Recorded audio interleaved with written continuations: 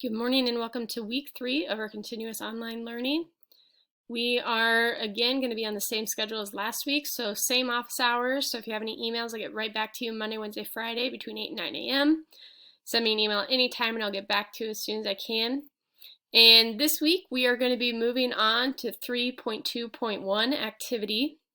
So you could see here our to-do list. So watch the video, complete our discussion, work on 3.2.1 activity, and then there's a little poll. So that is this week.